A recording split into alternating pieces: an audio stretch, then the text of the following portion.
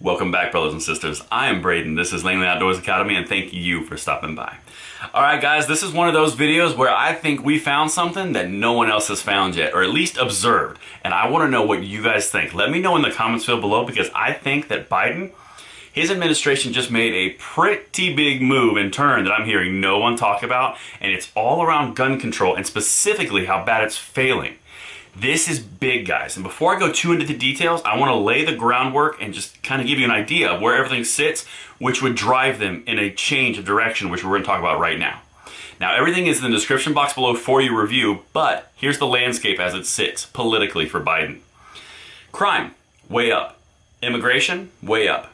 Inflation, way up. Gun violence, way up. You know one thing that's down? Polling numbers. Well, if you've got polling numbers that are down, that's one thing.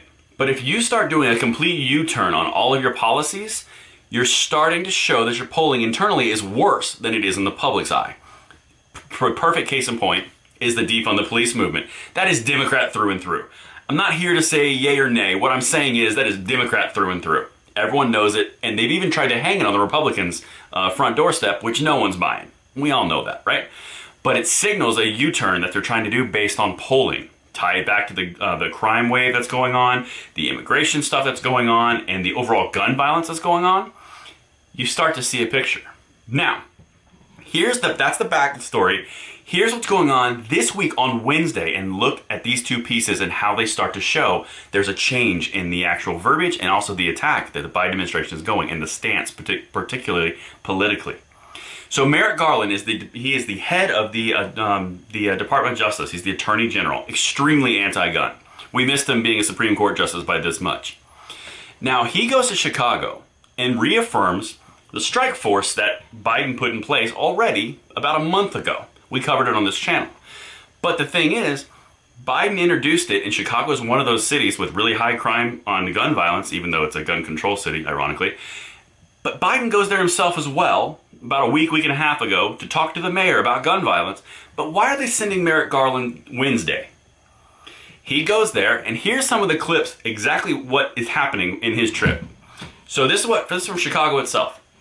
Attorney General Merrick Garland in Chicago on Thursday and Friday to bolster city's battle with gun violence.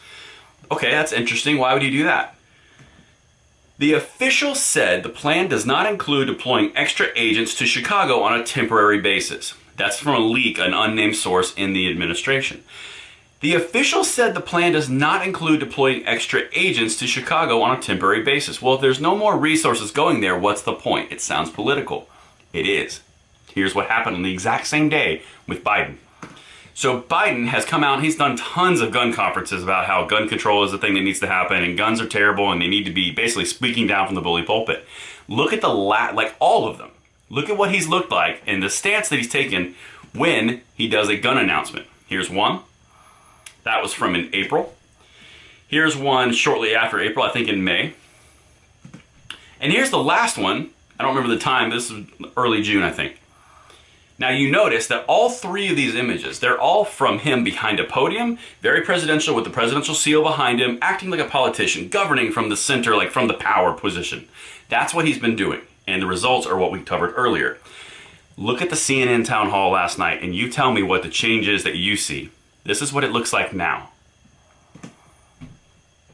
That's very different. He's no longer speaking from a bully pulpit. He's now speaking in an engaging way, in very bright, vibrant colors. The others had the presidential seal and the flag and the White House colors. These, red, whites, and blues, and he's engaging, he's dynamic, he's amazing.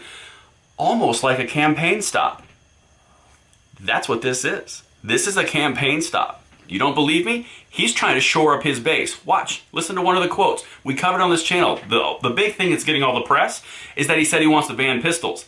Listen to the quote in its totality, and I'm going to tell you what it means, or at least from my perspective. The idea you need a weapon that can have the ability to fire 20, 30, 40, 50, 120 shots from that weapon, whether it's a 9mm pistol or whether it's a rifle, is ridiculous. That is a sentence you'd expect to hear from a Democratic politician campaigning. He's saying it's not right, we shouldn't have this. Here comes the part where he counteracts himself. I'm continuing to push to eliminate the sale of those things, far left gun control, far left appeasement, but I'm not likely to get that done in the near term. You think you should ban pistols and rifles. You basically want to prevent any sale of the such items, but you can't do it. What's the point in saying that if you can't do it? He's shoring up his base. That is what's happening right here. The polling internally, I'd be willing to bet you a significant amount of money, is the gun control polling in the far left is losing its identity in this president. You can look at everything that's happened. You're sending the Attorney General to Chicago for no reason, literally for no outcome. Biden goes on a CNN town hall when he's been on podiums and speaking from the bully pulpit the whole time, talks about banning pistols and rifles, which he knows is not going to happen, and then even says it's not going to happen in the near term. What's the point? He's trying to campaign to get his center back in his fold because he's losing them due to the fact that we have crime way up, immigration way up, inflation way up, gun violence way up, and the polling is down. The reason that you're seeing not only the turn in policy, but the turn in tone and the procedure and the policy and the approach and the appeal, it's because they're trying to campaign people back to their cause, which is why he's saying far left verbiage and far left hyperbole. And that's why they're doing it, because they're in greater trouble than they want to let on. And guys, that's because of you. You guys are fighting, and I know every single day it's hard, but keep it up. The ATF nominee is this close from failing. It's so close. They didn't expect that to happen. They didn't expect gun rights to blossom in 26 of the 50 states.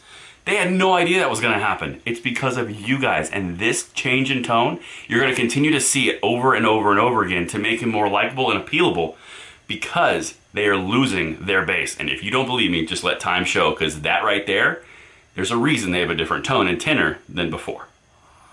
That's what I've got for you guys. Let me know what you think in the comments field below. And until tomorrow, I'm Braden. See you later.